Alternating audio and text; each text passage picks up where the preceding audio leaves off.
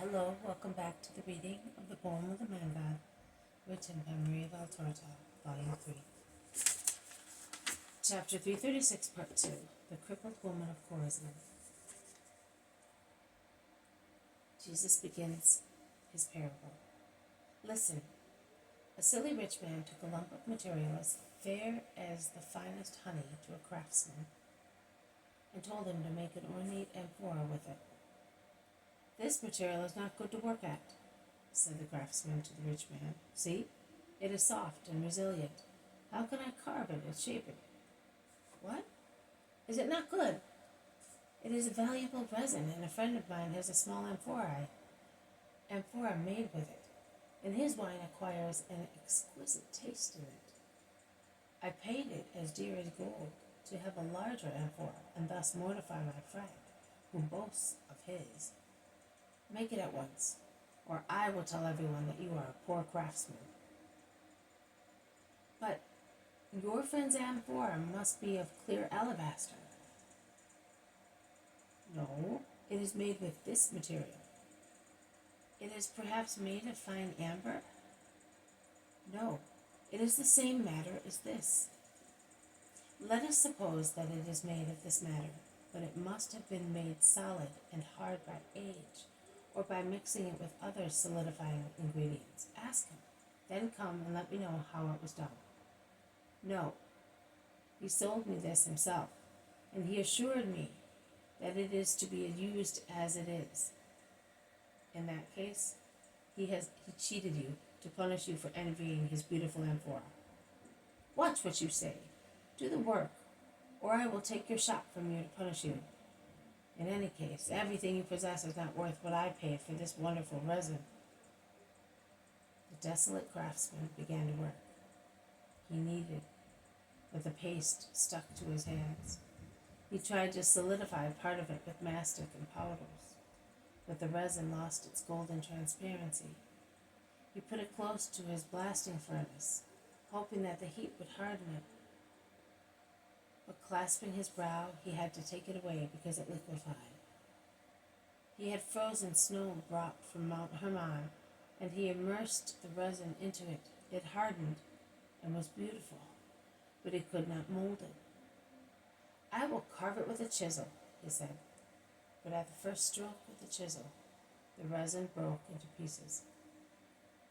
The desperate craftsman decided to make a last trial, although he was already convinced that it was impossible to work on the material. He gathered all the pieces together and liquefied them in the heat of the furnace. He then froze them, but not too much, with snow, and he tried to work with chisel and broad knife on the softish mass. It molded, but as soon as he removed chisel and broad knife, it resumed its previous shape, just like dough rising in the kneading trough. The man gave up, and to avoid being retaliated to and ruined by the rich man, during the night he loaded wife, children, furnishings, and working tools on a cart, and fled beyond the border, after leaving in the middle of his workshop, now completely empty, the fair mass of resin with a note on top of it with the words, "It cannot be worked." I have been sent to shape hearts according to truth and salvation. I have had in my hands hearts made of iron, lead, tin, alabaster, marble, silver, gold, jasper, jade. Hearts that were hard, wild, too tender, inconstant. Hearts hardened by sorrows, precious hearts, hearts of all kinds. I worked at every one of them, and I molded many according to the desire of him who sent me. Some hurt me while I was working at them. Some preferred to break into pieces rather than be completed. But they will always have a recollection of me, even if it may be a hateful one. It is not possible to work on you. Nothing is of any avail with you.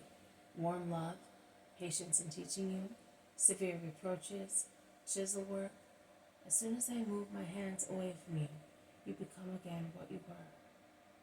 There is only one thing that you should do to change: to abandon yourselves entirely to me. But you do not do that, and you never will do it. The desolate workman leads you to your destiny. But as it is fair, he does not abandon everyone in the same way. In his desolation, he can still choose those who deserve his love, and he comforts and blesses them. Woman, come here, he says, pointing to a woman who is near a wall and is so bent that she looks like a question mark. The people look where Jesus is pointing, but they cannot see the woman. Neither can she see Jesus and his hand from her position. Several people say to her, "Go, Martha, he is calling you." And the poor woman plods along with her walking stick, with her head just reaching to the top of it.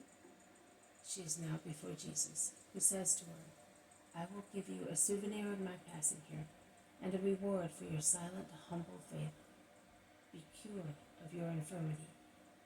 He shouts, finally, laying his hands on her shoulders. And the woman stands up at once, as straight as a palm tree, and raising her arms, she cries, "Hosanna! He has cured me. He has seen his faithful servant and has helped her. Praise be to the Savior and King of Israel. Hosanna to the Son of David." The crowd sing their hosannas with the women, who is now on their knees at Jesus' feet, kissing the hem of his tunic, while he says to her, "Go in peace and persevere in your faith." The head of the synagogue, who obviously still resents the words spoken by Jesus before the parable, wants to repay reproaches with poison, and shouts angrily while the crowds open to let the cured woman pass. "There are 6 days to work, 6 days to ask and to give. So come during those 6 days, both to ask and to give. Come and be cured during those days without infringing the Sabbath, you sinners and misbelievers, corrupted and corrupters of the law." And he tries to push everybody out of the synagogue, as if he were driving profanation out of the place of prayer. But Jesus, who sees that he is being helped by the 4 elders seen previously, and by others scattered amongst the crowd, who appear to be the most scandalized and tormented by Jesus' crime, with his arms folded on his chest, looks at him in an imposing, severe attitude and shouts, "Hypocrites! Which of you on this day has not untied his ox or his donkey from the manger and taken it out for watering? And who has not taken a sheaf of grass to his sheep and milked their full udders? If you have 6 days to do so, why have you done it also today, just for a little milk? Or for fear that your ox or your donkey might die of thirst and you might lose it? And should I not have freed this woman from her chains after Satan had held her bound for 18 years, only because this is the Sabbath? Go. I was able to relieve her from a misfortune that she did not want, but I will never be able to relieve you from yours, because you want them, O enemies of wisdom and truth." The good people among the many malicious ones in the Korazim approve and agree, while the others, livid with rage, run away, deserting the livid synagogue leader.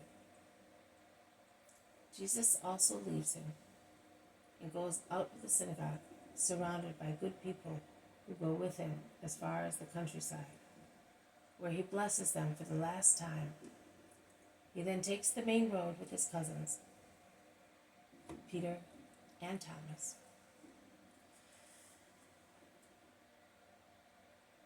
Thank you for listening.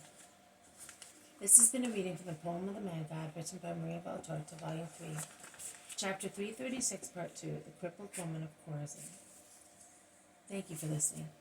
I will see you tomorrow. May God bless you, and may peace be with you.